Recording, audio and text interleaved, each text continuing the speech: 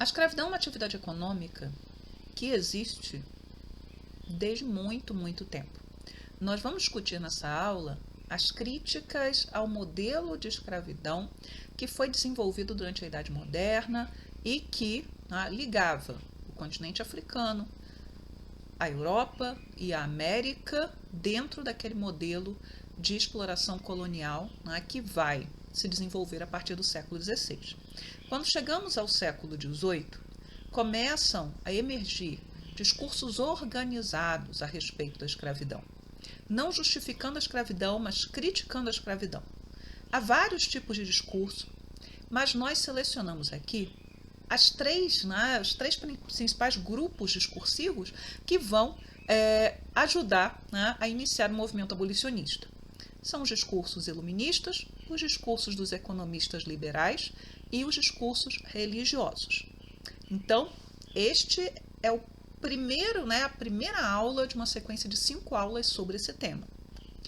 Quando a gente pensa em discursos contra a escravidão, a gente tem que voltar para alguém que não falou a respeito disso, que não criticou a escravidão, que inclusive tinha ações em companhias escravistas, mas que vai ser aquele indivíduo que vai escrever sobre como os motivos da organização do Estado e vai estabelecer que todos os seres humanos deveriam ter 3 direitos respeitados, porque seriam direitos naturais inalienáveis: a vida, a liberdade e a propriedade privada desde que oriunda do trabalho. Isso é o John Locke.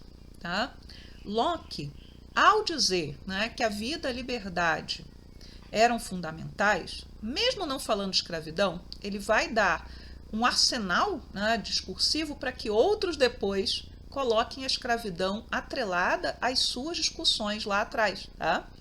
E quando ele discute que a propriedade, a primeira propriedade de qualquer indivíduo é a sua própria vida, é a sua própria vontade, a sua autonomia, ele também lança aí possibilidades para que se argumente o seguinte: se a primeira propriedade de todo indivíduo é a sua própria vida e a liberdade é um direito inalienável, como é que a gente pode dizer que o escravizado é uma coisa e equipará-lo a uma propriedade?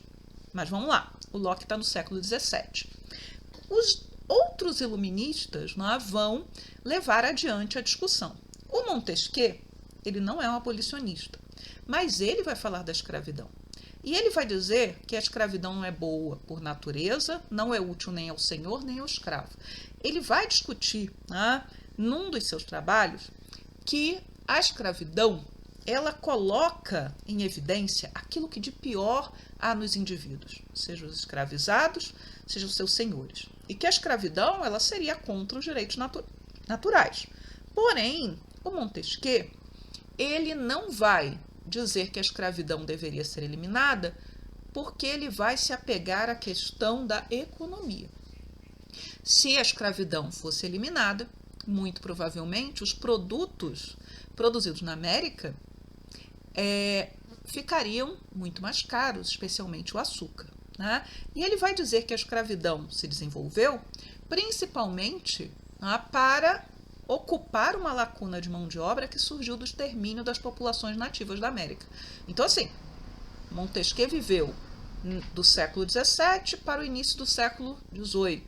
E ele, assim como a maioria dos europeus daquela época, estava ciente de que houve um genocídio nas Américas, motivado por N coisas: doenças, guerra, superexploração do trabalho, mas que as populações nativas da América, elas sofreram um impacto considerável com a chegada dos europeus. O iluminista, que efetivamente vai se contrapor à questão da escravidão de forma aberta, sem negociar, é o Rousseau. Eu selecionei 2 falas do Rousseau. Então, nenhum homem recebeu da natureza o direito de comandar seus semelhantes. Se a liberdade é um direito natural, é um direito de todo indivíduo, a escravidão ela vai contra a humanidade. Esse é o argumento do Rousseau. E não há lei, e aí a gente vai para a segunda fala dele, né? Não há lei que possa justificar a escravidão. Então, as palavras escravidão e direito são contraditórias e se excluem mutuamente.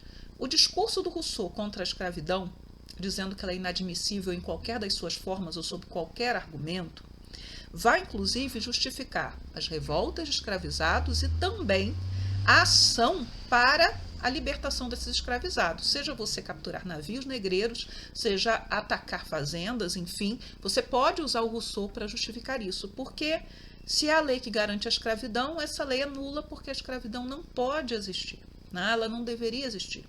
Outros iluministas que não estão nos nossos livros didáticos também falam da questão, né? E são militantes assim muito mais engajados, né, contra a escravidão do que até o próprio Rousseau vai ser, porque o Rousseau escreve sobre o tema, mas ele não se engaja no movimento abolicionista, mas outros iluministas como Condorcet, por exemplo, vão fazer isso, tá? O Adam Smith, ele é o pai do liberalismo econômico. Na Riqueza das Nações, ele vai discutir a questão do trabalho livre e do trabalho escravo, não para justificar a abolição, mas ele vai dar elementos que outros economistas e políticos vão usar para argumentar que a escravidão ela era menos lucrativa, tá? Então, o trabalho feito por homens livres, ao final das contas, é mais barato que aquele feito por escravizados. Primeiro, porque o senhor tem que sustentar o escravo. Não estou dizendo que a vida do escravizado era fácil, mas quem tinha que dar comida, abrigo e roupa era o senhor. Afinal, o escravizado era sua propriedade. Tá? E, por outro lado, se o maior motivo para que você trabalhasse mais, inventasse, né, maquinários e estratégias para produzir mais, era a possibilidade de conseguir propriedade, de acumular riqueza. Se o escravizado não tem a possibilidade de acumular riqueza para si, de ter propriedade para si, por que iria se esforçar para produzir mais se tudo iria para o senhor? Então, essas discussões elas serão levadas adiante pelos economistas, tá? Então, o Adam Smith ele lança a sementinha, embora ele não se posicione abertamente contra a escravidão, ele dá elementos muito fortes para condenar a escravidão. Quando a gente fala de condenações religiosas à escravidão, a gente tem que começar dizendo que a Bíblia em si não condena a escravidão. Porém, há uma carta no Novo Testamento, de autoria de Paulo, que foi escrita, né, a um sujeito chamado Filemon, e que deveria ser levada a ele por um escravizado fugido, escravo de Filemon, chamado Onésimo. Onésimo tinha se convertido ao cristianismo, e Paulo, né, escreve essa carta a Filemon, dizendo, né, entre outras coisas, que Filemon deveria tratar Onésimo como a um irmão. Tá? A ideia, né, de que um cristão não deveria escravizar outro, ainda que não fosse uma ideia muito popular durante muito tempo, ela já estava ali dentro do texto bíblico para ser capturada, tá? Para ser pega. Mas muito bem. O primeiro grupo organizado que vai criar, né, um movimento contra a escravidão são os Quakers, ou Sociedade Religiosa dos Amigos.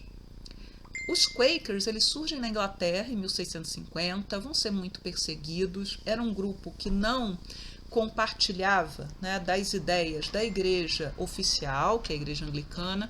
Muitos Quakers vão para os Estados Unidos e lá eles vão prosperar também. E eles são os primeiros, né, a dizerem que não poderiam ter escravizados, porque o escravizado e o livre, ambos eram criados à imagem e semelhança de Deus. Então, como escravizar alguém, né, que era a imagem de Deus? Você estaria ofendendo o próprio Deus. Esse movimento, né, contra a escravidão, ele começa na América, ele ganha eco entre os Quakers da Inglaterra e outros grupos religiosos, como os metodistas, também vão abraçar, né, os discursos de que a escravidão é uma ofensa ao próprio Deus, porque ela reduz a criação divina à propriedade, à coisa. A Inglaterra, né, ela vai ter uma lei, né, que proíbe a escravidão em solo inglês aprovada em 1772. Essa lei, né, ela vai ter, né, como seu grande, né, defensor e que vai levar adiante, Lord Mansfield. Ela é fruto de uma disputa, né, judicial em relação a um homem, né, que residia na Inglaterra na condição e que era escravizado de alguém, e aí, né, vai se estabelecer na lei inglesa que a escravidão em solo inglês ela era um crime, ela não poderia ser admitida. Essa ideia, né, da proibição da escravidão em solo inglês não quer dizer que ela seria proibida em todo o Império Britânico, mas é um primeiro passo. E o movimento abolicionista dentro da Inglaterra, ele começa a se organizar exatamente na segunda metade do século XVIII. O que vai impulsionar efetivamente lá o movimento abolicionista vai ser o chamado Massacre de Zong. Zong era um navio. Esse navio ele vai sair do continente africano, levando 442 cativos. Esse navio está superlotado, porque a média era de que cada tripulante ele deveria ficar responsável por 10 cativos, por 10 escravizados. E havia uma proporção de 23 para cada tripulante. A viagem demorou muito, porque as condições meteorológicas eram ruins. Então, uma viagem entre o continente africano e a América poderia durar de 6 semanas a sabe-se lá quanto tempo. Ao longo do percurso, como o navio estava superlotado, muita gente começou a adoecer, vários escravizados começaram a morrer, e o capitão, temendo um prejuízo maior, né, caso a carga que ele chegasse lá ao destino, ela fosse uma carga que atingisse um valor muito baixo, né, temendo um prejuízo maior, ele ordena que os marinheiros lancem ao mar todos os escravizados que estavam mais fracos e doentes.